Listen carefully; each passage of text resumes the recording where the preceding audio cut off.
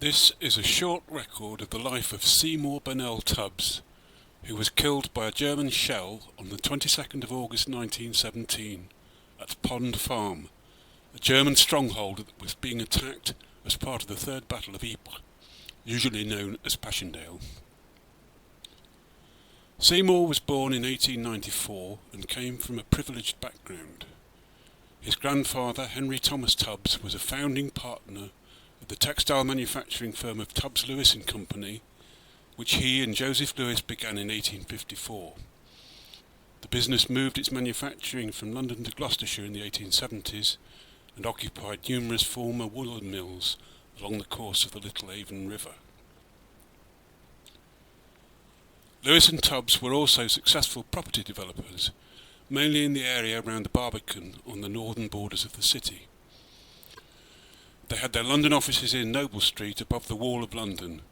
This is one of the few city sites that have been left partially undeveloped after the Blitz. The ancient walls are now exposed again. The rewards of this enterprise were considerable, and Henry Thomas built a very large house in extensive grounds which now form the nucleus of Finchley Golf Club. Seymour's father and grandfather both went to Highgate School. His father, Percy Burnell Tubbs, became a successful architect, having gone into business on his own while still in his early 20s. Despite suffering a financial disaster around 1911, of which no details are known, he remained in business and was able to keep his sons in private education. He later inherited a substantial portion of his father's estate. Seymour's younger brother, Cecil Burnell Tubbs, was my grandfather. Despite serious injuries, he survived the Great War, and when in his late 70s made two distinct sets of audio record of his experiences. One was for the Imperial War Museum and relates almost entirely to the war. These recordings are of good quality and are on public record. He also made a more personal record of his family and business background. The recording quality is not so good, but I have nevertheless decided to make audio-visual compilations based on those tapes. Seymour was a splendid fellow. 6'1", handsome, and very good all ball games. At St Cyprian's he was captain of the football, captain of the cricket, and a very good shot.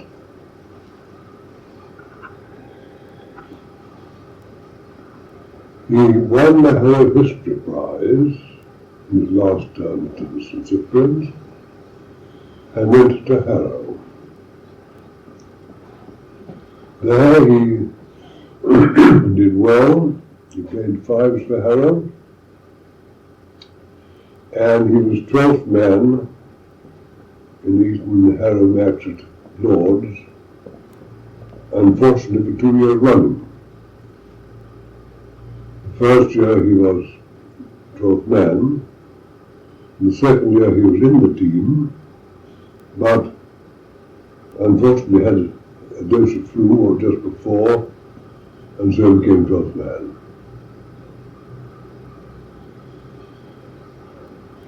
He was a very fine type of old Harrovian. Easy to get on with, intelligent,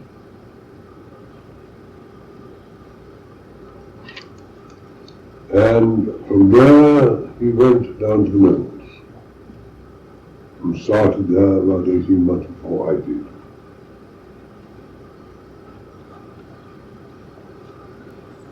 Seymour attended two schools. At St Cyprian's in Eastbourne he was a star pupil, excelling at sports, drama and also history. St Cyprian's has had many distinguished pupils, some of whom are listed on a plaque outside the former headmaster's residence. The best known is Eric Blair, even better known as George Orwell. St Cyprian's had scholarship links to Harrow School, and Seymour went to Harrow. There he played fives for the school. Fives is similar to squash, but played with a glove rather than a racket. As his brother states, he was also 12th man twice in the renowned Eton-Harrow match, which was already an established part of the social season when the match of 1910 was played. Fowler's match is the name now given to the annual cricket match between Eton and Harrow, which was first played in 1822. The name dates from the match played on the 8th and 9th of July 1910, which resulted in an unexpected victory for Eton under the captaincy of R.S. Fowler, who later played for Hampshire and the MCC. Of the 22 players, 2 served in the Irish Guards, 8 were killed in the 1914-18 war, as well as Seymour, of course, and 1 in service in 1940 in an air accident, Air Vice Marshal Blunt. The mortality rate of worse than 1 in 3 compares with the average overall mortality rate for officers in World War I, which was about 1 in 7.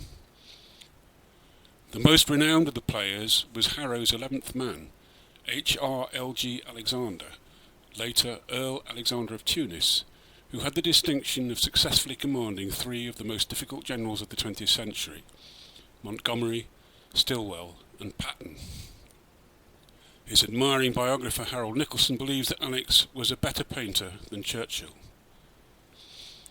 Given that the 1910 match has been described by one commentator as what might have been the greatest cricket match of all time, this is a very near brush with history, a famous might have been.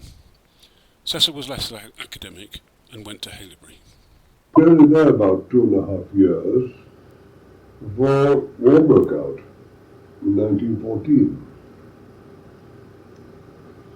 He joined the 2nd Fifth Gloucesters, which were a territorial battalion,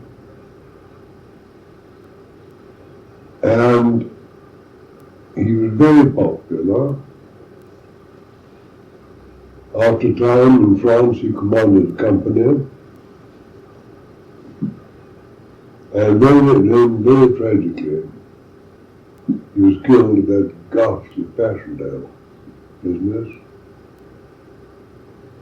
And we had most astonishing letters, or my parents had, from the CO and the other officers, speaking